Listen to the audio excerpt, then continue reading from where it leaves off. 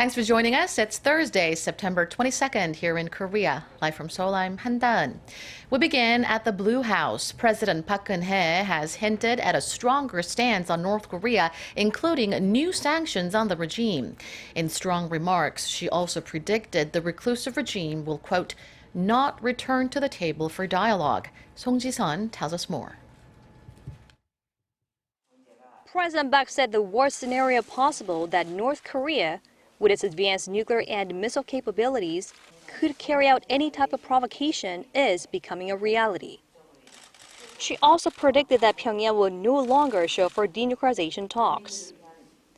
President Park said that the money previously given to North Korea to engage in dialogue has been funneled into its nuclear program and condemned the North's continued efforts to develop weapons of mass destruction, while its people are suffering from some of the worst flood damage in years. 이제 북한은 더 이상 핵 포기를 위한 대화의 장에 나오지 않을 것이며 핵과 미사일 등의 도발은 더욱 심화될 것이라고 생각합니다. 그래서 정부는 우선 유엔 안보리에서 북한의 핵 포기를 실질적으로 강제할 수 있는 국제사회의 새롭고 강력한 제재 도출에 최선을 다하면서 이와 별도로 여러 나라들과 함께 대북 압박을 위해 필요한 독자적 조치도 취해 나갈 것입니다. Vying to do all she can to curb the regime's obsession with its nuclear program, President Park also pledged to strengthen the South Korea-U.S. alliance to protect the nation, including deploying the U.S. missile defense system THAAD in South Korea and Washington's nuclear umbrella. President Park also called for thorough monitoring and measures to mitigate the potential impact on the South Korean economy of such uncertainties as an additional provocation from North Korea and a possible rate hike in December by the U.S. Federal Reserve. Song Ji-sun, ARIRANG News. South Korea and China will discuss North Korea's latest nuclear test this evening. Seoul's representative flew out to Beijing this morning to meet with his Chinese counterpart for talks on the approach to dealing with North Korea's perpetual provocations. Hwang Ho-jun has this report. The chief nuclear envoys of South Korea and China are scheduled to hold talks in Beijing Thursday for discussions on North Korea's latest provocation. This is the first time senior officials from South Korea and China have met since the North conducted its fifth nuclear test on September 9th. Seoul's Special Representative for Korean Peninsula Peace and Security Affairs, Kim Hong-gyun, and his Chinese counterpart, Woo Da-wei, are expected to discuss countermeasures against Pyongyang's nuclear test, which may include additional sanctions. Kim has already held talks with his U.S. and Japanese counterparts on the issue. Both South Korea and China have condemned North Korea for the provocation, but the two sides disagree on the best way to deter the regime from further threats. China is generally opposed to excessive sanctions, worrying they could cause the regime to collapse. In stark contrast, South Korea and the United States are pushing for the strongest punitive measures possible.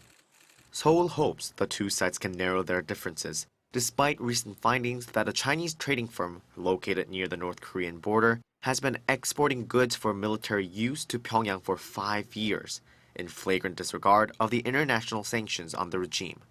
The UN Security Council is currently working on an even tougher resolution than the one adopted in March, following the regime's fourth nuclear test in January.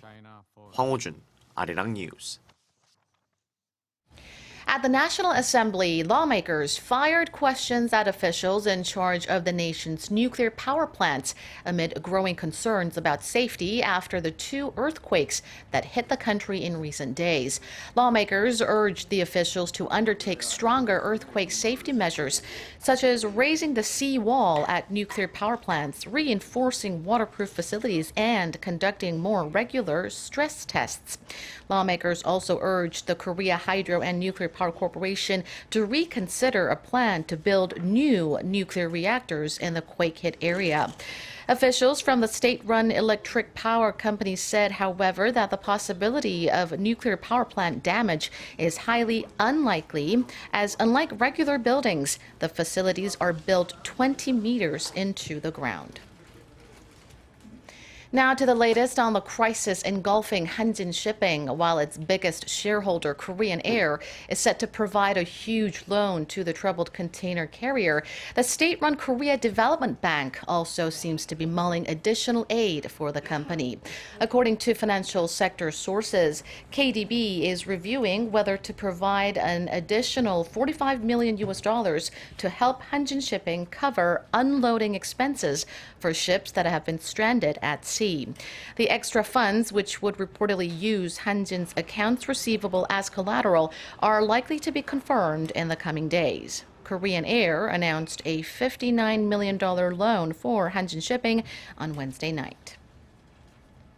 In the U.S., the governor of North Carolina has declared a state of emergency in Charlotte amid a second day of violent protests following the fatal police shooting of a black man.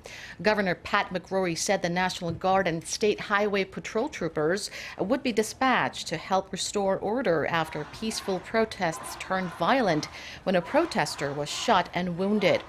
Police initially said the protester had died, but the city later tweeted that the person is in critical condition, adding that he was shot by another civilian. Police claim the black man shot dead on Tuesday was shot after being told to drop a handgun in his possession, while the victim's family says he was unarmed and holding a book.